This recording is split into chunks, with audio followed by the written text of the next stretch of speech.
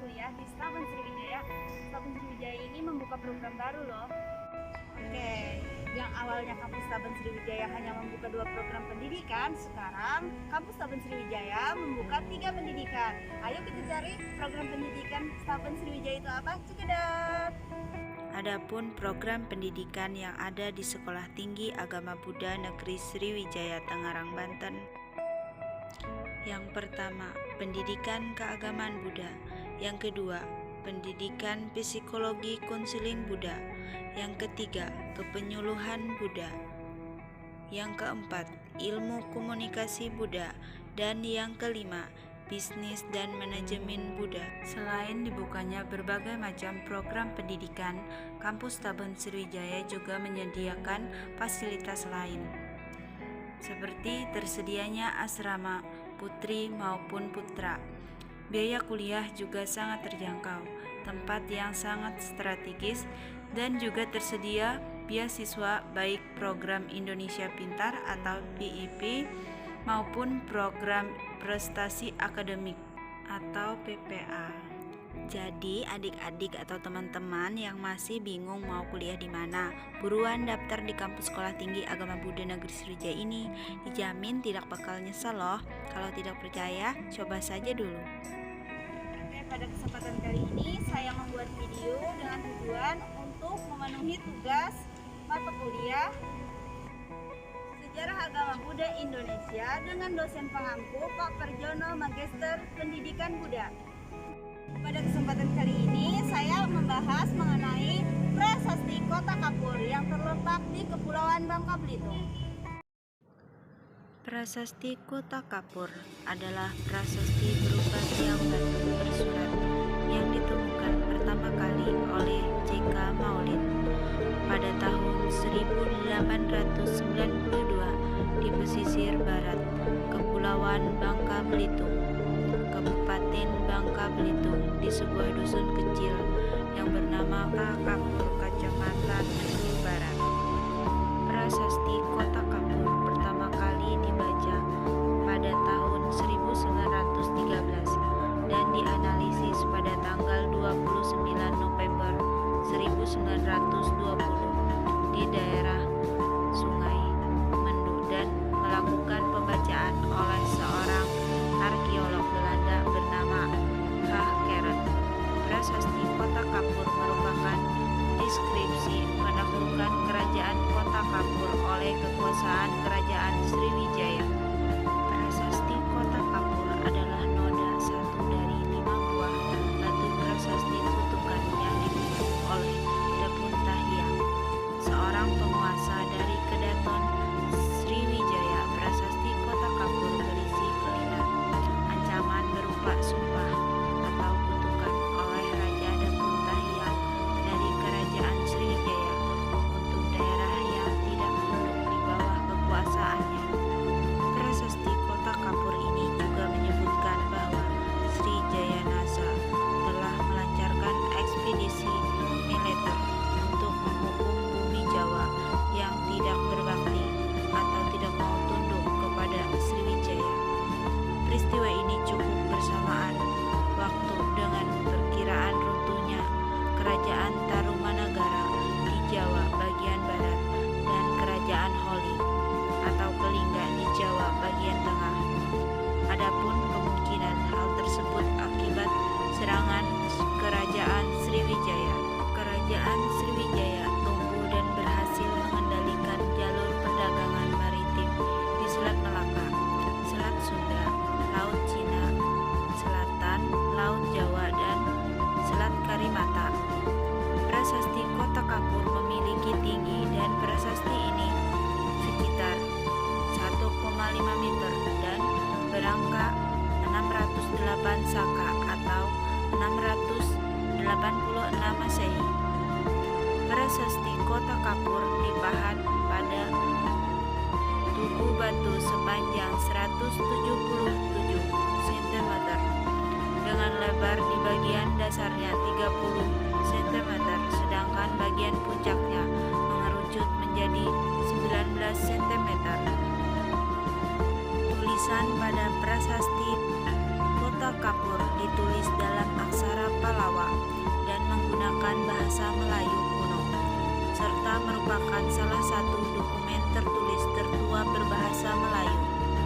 Terjemahan isi prasasti Kota Kapur ini dapat dilihat melalui replika yang dipajang di Museum Timah, Pangkal Pinang. Adapun isi terjemahan prasasti Kota Kapur ini sebagai berikut. Yang pertama, keberhasilan, disertai mantra persumpahan yang tidak dipahami artinya.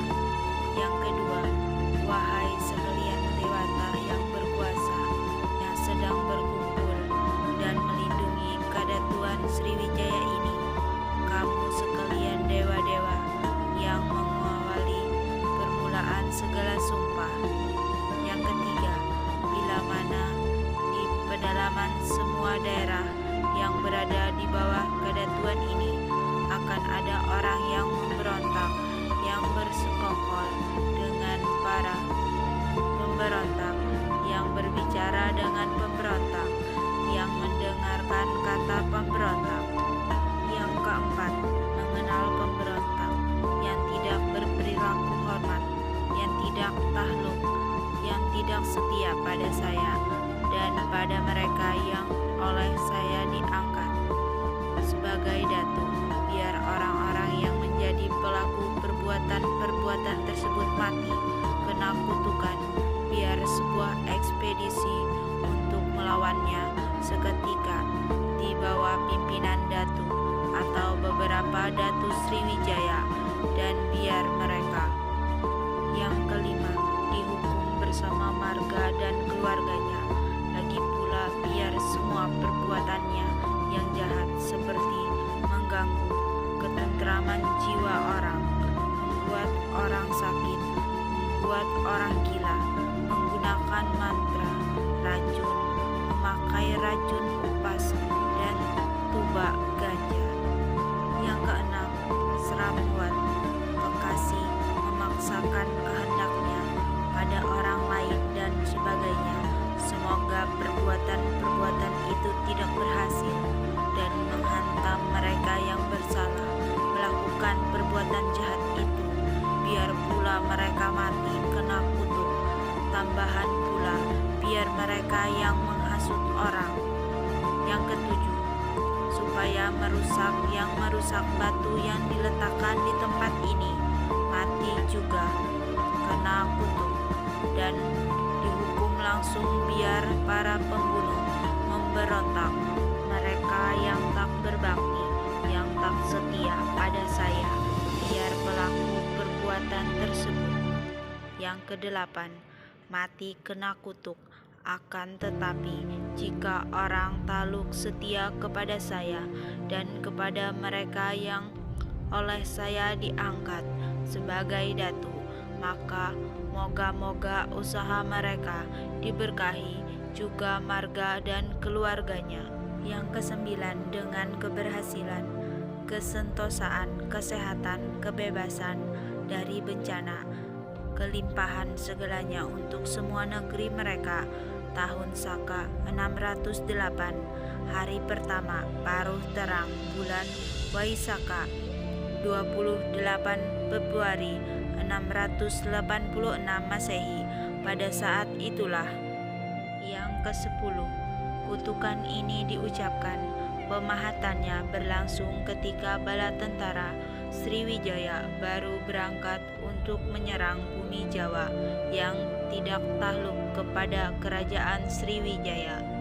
Prasasti Kota Kapur ini beserta penemuan-penemuan arkeologi lainnya di daerah tersebut merupakan peninggalan masa Sriwijaya dan membuka wawasan baru tentang masa-masa Hindu-Buddha pada masa kerajaan Sriwijaya. Prasasti ini juga membuka gambar tentang corak masyarakat yang hidup pada abad ke-6 dan abad ke-7 dengan latar belakang agama Buddha. Prasasti Kota Kapur ini memiliki bentuk yang unik, berbeda dengan prasasti kebanyakan lainnya. Bentuknya tiang setinggi manusia dewasa. Tulisan diukir di 5 sisi datar di sekeliling tiang tersebut. Pada tahun 2012, prasasti Kota Kapur pernah menjadi koleksi Museum Belanda dengan status ini Prasasti Kota Kapur ditempatkan di Museum Nasional Jakarta. Oke, demikian tadi informasi mengenai Prasasti Kota Kapur yang berada di Kepulauan Bangka Belitung. Untuk teman-teman jangan lupa like, comment, and subscribe video ini ya, dan share juga kepada teman-teman yang lain. Akhir kata dari saya, Sotihatu Namo Buddhaya. Bye-bye.